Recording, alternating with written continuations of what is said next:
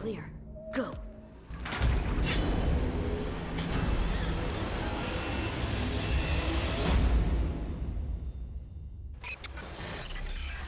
Welcome back, Choom, for another Cyberpunk 2077 lore discussion exploring piracy, marine nomads, and the notorious Raffen Shiv. While not quite as vile as the detestable street rats operating in Night City, the Raffen Shiv are without doubt one of the most hated factions in Cyberpunk. Even among the normally permissive nomad society, these people are considered subhuman. The appellation of Raffen Shiv is a derivation of several colloquial contractions and pejoratives. They are more akin to raiders, scavengers, and sociopaths who prey on the innocent and weak, rather than a nomad tribe per se. And generally, one can find them in places beyond the reach of the law and mainstream American culture. As outcasts, renegades, and betrayers, if you encounter this group within the vicinity of Night City, expect trouble. Probably the most dangerous group of Raffen Shiv are the Wraiths. This group mostly travels at night and prey on the sleeping and unwary. We better get back, because it'll be dark soon, and they mostly come at night. Mostly. Raffen Shiv are indistinguishable in appearance from other boosters or the typical gangs found in Night City. Chrome is plentiful and they are well armed. Their vehicles tend to be modified for combat compared to typical nomads. Some are total cyber psychotics. Dog Killer, the boss of the Wraiths, is rumoured to wear clothing made from human skin. I suppose that gives a new interpretation to the whole style over substance routine. The Raffen culture is oppressive. Stronger members are physically abusive to weaker ones, either for cause or sport. Weaker members are typically referred to as the expletive version of a female dog, and are often traded like cattle. The Raffen are thoroughly repulsive to all but the most hardened cyberpunks. They even make gangs like the Maelstrom look like model citizens. At the same time, the Raffen are sometimes cultivated by the corporations. They will do any job, no matter how dirty or heinous, and usually for a lower price than any other mercenary group. In Cyberpunk 2077, no doubt this will increase decision complexity as you don't know who is behind the scenes pulling the strings. As for piracy, this largely falls within the domain of the nomad Felas Nation. Generally, the Felas Nation goes by several names: marine nomads, sea nomads, and water nomads, but for the most part, statics simply refer to them as lawless pirates. The pirates derived their culture from fishermen and the coastal inhabitants of the Caribbean and the southern seaboard. When they were being plagued by waterborne gangs and the central authorities could not or would not protect them, many loaded their families into boats and took to life on the water. It seemed to make sense. Boats were difficult to locate for government agents, corporates, and gang members alike. Other cultural influences included so-called boat people of many different persuasions who were refused emigration and had no choice but life on the sea, as well as the former drug smugglers who now had many high-quality boats and nothing to do with them. The label of pirates was originally applied because some of the nomad captains refused to register their ships and boats to any home port of nation. Under old international law, this makes such a vessel a pirate, which can be stopped, boarded, and confiscated by any navy. However, after the collapse, the American Navy and Coast Guard are a shadow of its former self, and no longer enforce such policies. Thus, once these pirate nomads got started, the idea spread rapidly. More and more discontented people along navigable waters took to the nearest boats, hoping to hook up with other waterborne wanderers. Soon they numbered in the thousands and were present all along the Mississippi, Columbia rivers, as well as the Great Lakes and the coastal areas of the North American continent. Since the collapse, many of these pirates have even co-opted a number of former drilling platforms and formed mobile marine cities, moving from place to build coastal projects like New Galveston and Tampa on the Gulf of Mexico. The typical sea nomad is a crewman on a small, versatile ship with both motor and sail. The crew of a nomad ship is very close-knit, co-educational and egalitarian.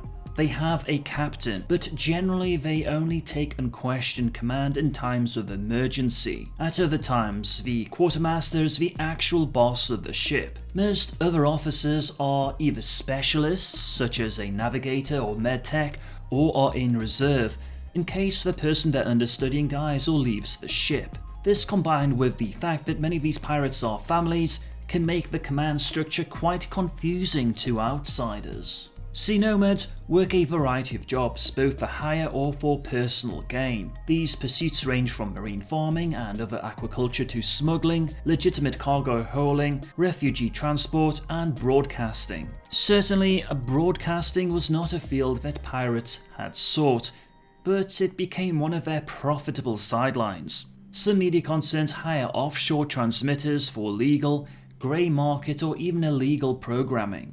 This is an effective way to break corporate and government monopolies on information. Any retaliation falls on expendable dinghies.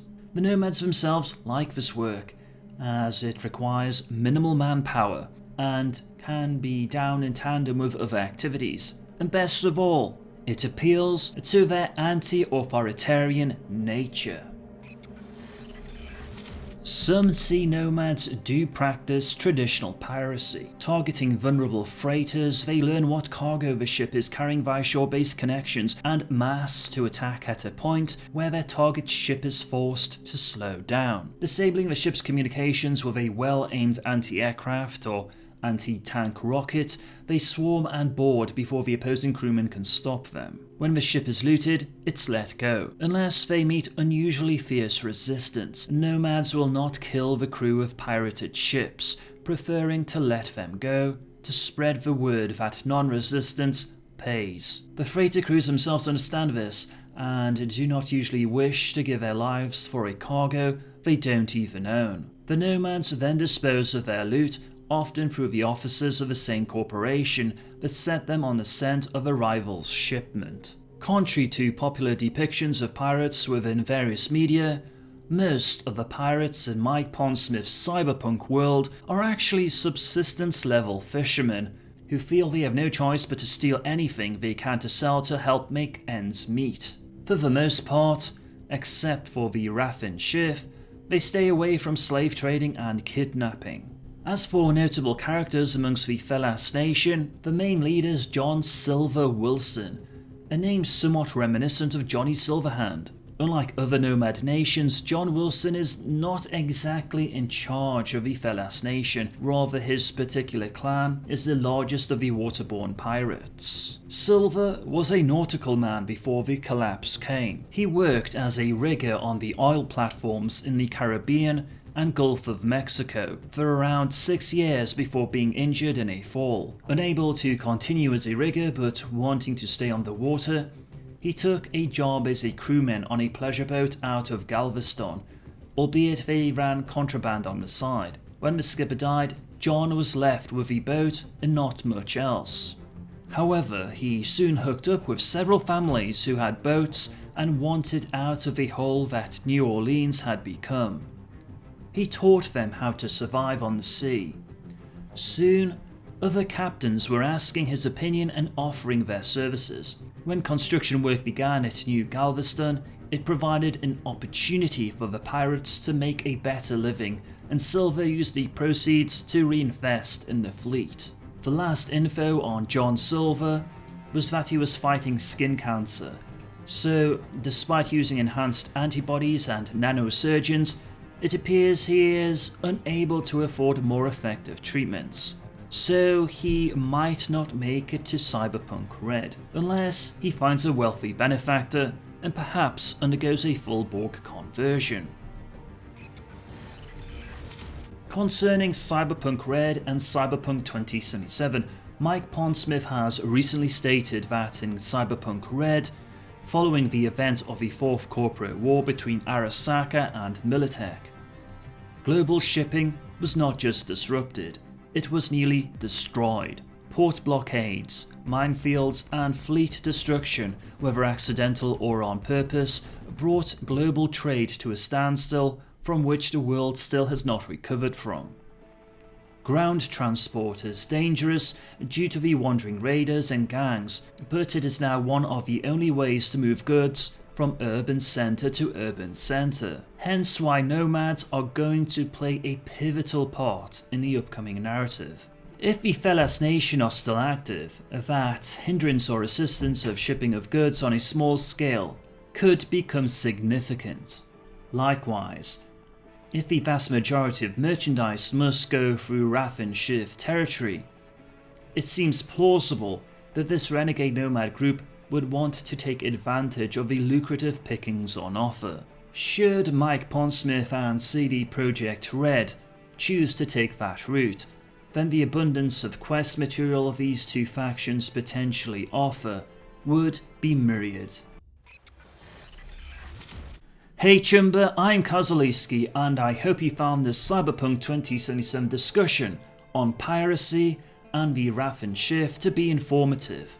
Are you interested in more Cyberpunk 2077 content? Then be sure to hit that subscribe button. If you have any questions or feedback, please let me know in the comments section. Thank you for chipping in. True to the promise made in 2013, it's still coming when it's ready.